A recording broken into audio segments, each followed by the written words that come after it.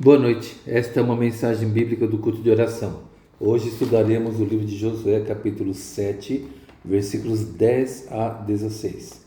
Logo após a conquista da cidade de Jericó, de uma forma sobrenatural, o povo de Israel avança na conquista da próxima cidade chamada Ai.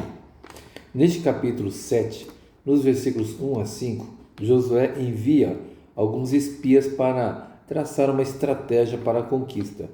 Moisés adotou essa estratégia, Josué também, para a conquista de Jericó e agora também para a cidade de Ai.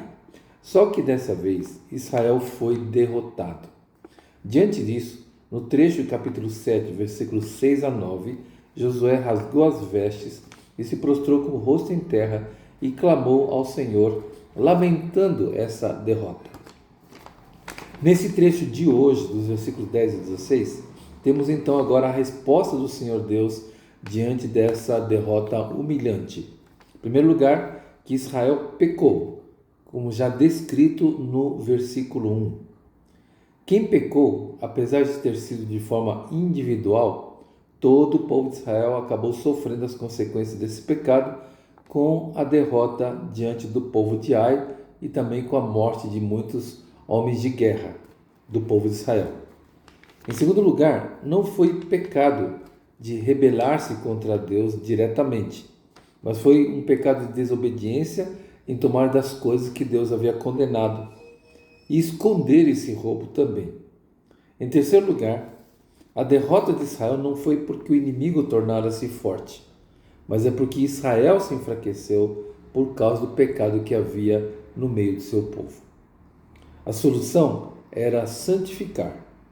Era tirar o que cometera o pecado. E assim José obedeceu, conforme o Senhor ordenara. Em primeiro lugar, haviam etapas para se descobrir quem era a pessoa que havia cometido o pecado. Das 12 tribos de Israel, lançaram sortes e escolheram uma tribo.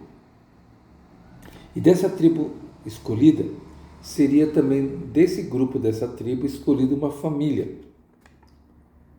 E também dessa família se escolheria uma pessoa. Essas etapas são para mostrar o vínculo de relações e consequências que há dentro do povo de Israel. Entendemos que a Igreja de Jesus Cristo também é o povo da aliança e temos implicações e consequências para a comunidade da Igreja, para as ações individuais das pessoas. Não há descrição no texto da forma como foram lançadas a sorte.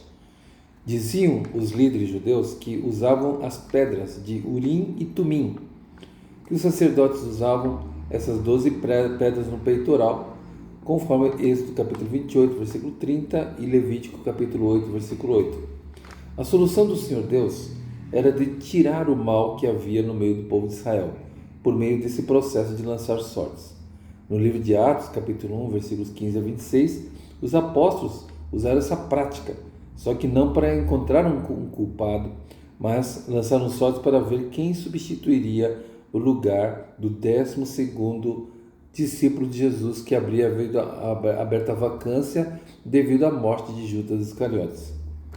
Esse processo nos ensina, de qualquer forma, o que o Senhor Jesus ensina em Mateus capítulo 10, versículo 26. Portanto, não temais, pois nada há encoberto que não venha a ser revelado, nem oculto que não venha a ser conhecido. Nada está oculto aos olhos do nosso Senhor Deus. O que cabe a nós hoje é, antes de tudo, e antes de qualquer tentativa de descoberta de algo escondido, é aplicarmos o ensino de 1 João 1,9 para a nossa santificação. Se confessarmos os nossos pecados, Ele é fiel e justo para nos perdoar os pecados e nos purificar de toda injustiça. Deus abençoe.